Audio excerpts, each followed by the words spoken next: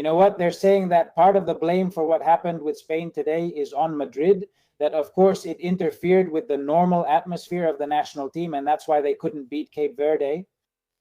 Oh my goodness, welcome. How are you all doing?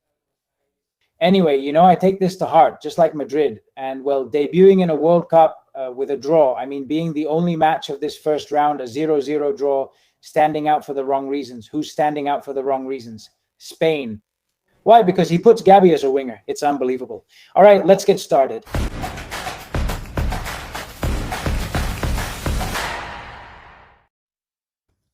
Welcome, Madrid fans. How are you? Let's start with Gabi. Although it's not his fault that the one who puts him there is De La Fuente. What are you trying to do against a team that you know is like a triple-decker bus and is going to park in front of the goal, and you have to open that can no matter what? What are you trying to do? And you don't have Minyamal to play the whole match? I think it's normal that he didn't start him. I wish Minyamal had been there since April 22nd. Nico couldn't start either. Man, with a Jeremy Pino, I didn't think Ferran was such a bad option, even though Ferran is in terrible form. But with wingers who can open up the field and are dribblers who can take people on, Gabi is a player who, besides being good for what he's good at, I understood it was because he was good at pressing. He was going to bite, literally, and maybe we could win the ball back higher up the pitch. You see in the first 20 or 30 minutes that it's not working. Man, you see that it's impossible because Spain's attacks were super static and horizontal. There was no way. It was the same old windshield wiper. It reminded us of Spain versus Russia, Spain versus Morocco, and Spain against their usual kryptonite. Damn, if you won a Euro Cup playing vertically with Nico and Lamine, you can't play the first match. It's a long World Cup. You can play the second or the third. You take Jeremy Pino. Who? Are there more out there in Carador? Well, Victor Munoz, but the thing is, Victor Munoz really wasn't ready yet. But man, guys, there are alternatives. It's unfortunate, and I know some of you are cracking up. Logically, I understand you, and you say, well, look, on top of that, Gabi, and Ferran Torres are the worst, and there are also a lot of criticisms for Pedri. I think that Pedri, he's affected by the whole team. I think Pedri's role, even though he has games that are very dull and comfortable, this often depends on how the team is doing. I think Pedri is a necessary player for this team. The same applies to Fabian, who hasn't been performing well. He's taken 2 shots from outside the box that don't look like the Fabian we know from PSG or the Spanish national team, where he scored those goals many times, not to mention Oyarzabal. Oyarzabal, today, it's all about feet. He was the first footballer since 1966, since the World Cup in England, who hasn't touched the ball. In the first 30 minutes of a World Cup match, that's incredible. Well, that's what it's all about today. And Oyarzabal also tried to surprise the goalkeeper with a shot instead of passing to Ferran Torres. A series of unfortunate decisions, poor decision-making, and inaccurate passing.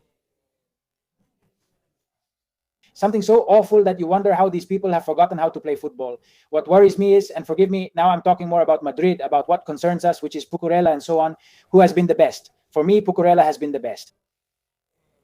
What worries me is seeing these people who have always played football well, and damn, in Spain we've always said that, right? In Madrid, you always hear people say that. It seems more like a club than a national team since they know each other's game by heart and have those automatic patterns. Hey, you go and in the World Cup debut, you play the worst match in, the 3 years De La Fuente has been here? Since Spain versus Morocco in the 2022 World Cup, the worst match Spain has played is this one today. Damn, in another World Cup, it can't be. In the middle of the Euros, in a match you win brilliantly. But that's why, because in the last Euros, Spain played the first match against Croatia, a team that wants to beat you, one you had just played a Nations League final against, a team with Modric, with great players who wanted to beat you. Of course, they create more spaces and you go and attack them. And especially because you had 2 wingers who are made for that and were healthy, Lamine Yamal and Nico Williams. But knowing that you're going to have a Cape Verde team that's going to park that triple-decker bus right there in front of the goal, that you don't have alternatives, that you haven't signed, included people on the list who are ready for these situations. I've seen a lot of Real Madrid fans on social media asking for Gonzalo Garcia. Well, guys, Gonzalo hasn't really had many opportunities this year at Real Madrid either. It's true that when he's had chances, he's made the most of them. He was the top scorer at the last Club World Cup and could help break the deadlock today. But to break the deadlock more than the center forward, who needs to receive good balls. And the crosses were just absurd, really absurd. Just look. And, we've said it, he didn't even touch the ball in the first 30 minutes. And then every ball he did touch was just disappointing. He had that last chance at the end of the match, and it hit a Cape Verde defender. But to break the deadlock against a team like this, what you really need are wingers. Players who beat defenders on the wing, reach the byline, or cut inside. What did he try to do? He tried to do the right thing, but you can't rely on a guy who hasn't played football for 2 months. That today he solves the problem for you. Besides, the substitutions were late, poorly made, and slow, Rodri. Many of you who tell me, Rodri, he's not up for this anymore and so on, well, I have to agree with you. Maybe against Arabia in the next match, everyone will be in great shape.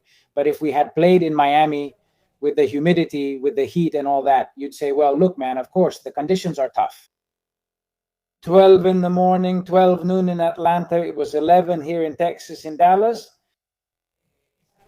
Indoor stadium, air conditioning, which I think they had there, right? Next time I'll see it in Houston. I think they're putting air conditioning in the stadiums that have a roof. Damn, you're in good conditions and you still look exhausted. I've seen exhausted soccer players, including Rodri. I haven't seen Rodri looking good at all. I've seen a lot of balls go through him. It's true that he's effective with his passes. Good, especially against Cape Verde, but we still need to see more from Rodri. With opponents and teams trying to steal the ball and pressure you, let's see how effective he is. Even so, against Cape Verde, I saw him slow. I saw him making mistakes. I don't know. Really bad feelings. Honestly, I know a lot of you are happy, but, well, more than that debate, which I don't want to go back to all the time, we're here to talk about football. The World Cup is a fantastic opportunity for this. Today, Spain played, and they're one of the favorites. And the whole world is cracking up saying, but look at how they play. Just look at how they play, right? And Cucurella was the best. This morning, Real Madrid made it official, and really, you've seen it. Madrid has published a bunch of posts like these, right?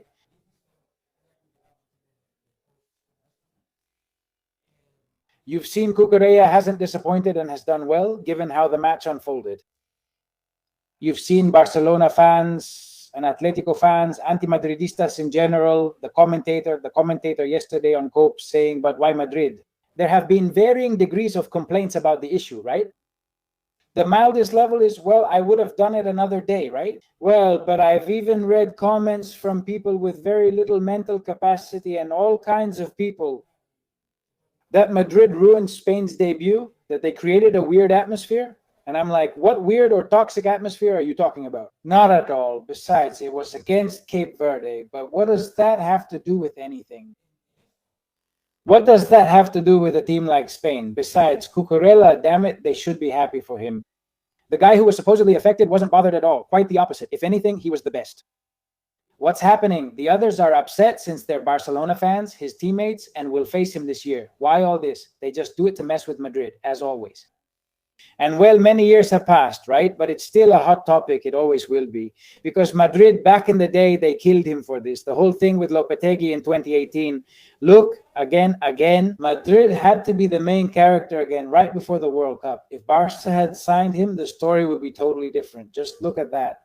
The joy they've given to Cucurella, who returns to the club where he was a youth player and all that. It's an incredible thing. Anyway, look, in this presentation, oops, I lost it. No, now, in this presentation of Cucurella, here on the same timeline, I discovered July 18, 2019, when they were telling him thank you and goodbye. Thank you and goodbye, Cucurella, when they were letting him go from Barcelona. Because I think that game against Madrid, the one Eibar won, where he played an amazing match, he did that in 2018, if I'm not mistaken. And then Barca kind of brings him back and says, well, buddy, goodbye. I'm not sure if he returns to Eibar or goes to England.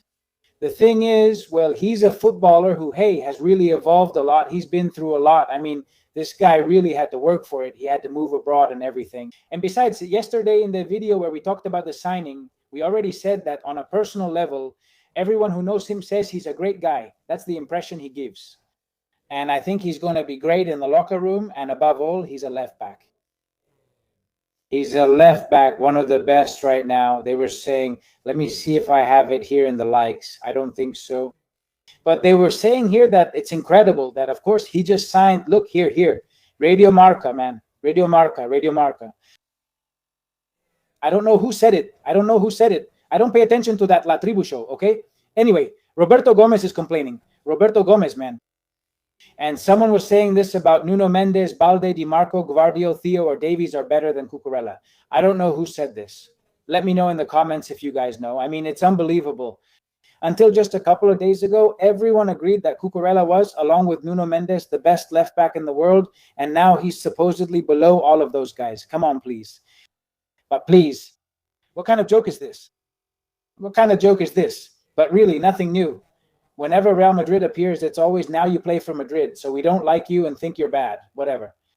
And on top of that, they announce it now, oh, Spain is playing against Cape Verde, as if it were the match against Brazil from 70, we've destabilized the national team. It's a joke. Anyway, and about the rest of the matches Spain has left. Well, against Arabia, I guess the Arabs will put up a bit more of a fight. I mean, they'll want to get out of their own area a little, just a bit, and that's when the match will open up for Spain. And above all, and if that's not the case, Luis de la Fuente, I hope he's taken note, because he has credibility in Spain.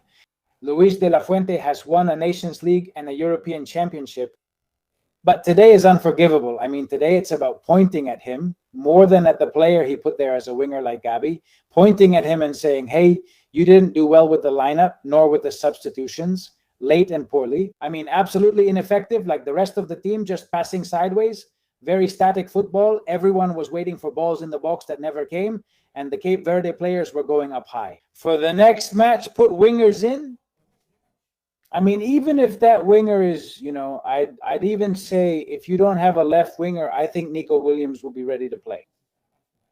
Honestly, I'd rather, instead of Gabi, I'd prefer you put Grimaldo in the back and Cucurella up front, or the other way around. I mean, someone who gets to the end line and sends in crosses, or who can shoot from outside the box, or, I don't know, someone who has a bit of an edge. It's a shame. I know a lot of you don't like him, but it's a shame about Fermin's injury. Fermin was a guy, as much as we don't like him, as much of a troublemaker as he is, just like Gabi, the same. In fact, if Fermin hadn't gotten injured, I think Gavi wouldn't have gone, and Fermin would have gone instead. Fermin is really dangerous there. He's a real threat. He cuts inside too and all that, but he plays the role and position of winger much better than the other guy.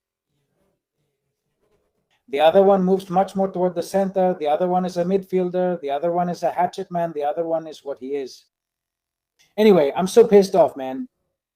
Hope everything goes well for you. Give it a like if you enjoyed this video. Please subscribe to the channel. Comment, share, hype up the video, please. I'm going to put the link here, which I think is already up, to the A to Do Goal show that we recorded today on Daystar Espanol. We hadn't heard Spain's result yet, but discussed the weekend and more. So please take a look. It really helps to keep getting views on the Daystar Espanol YouTube channel. It's not the channel's main strength, it's growing, but the main strength of the channel is television. It's seen worldwide, not just in the United States. Daystar Espanol, don't forget. All right, see you later. Thanks for being there, guys. Bye.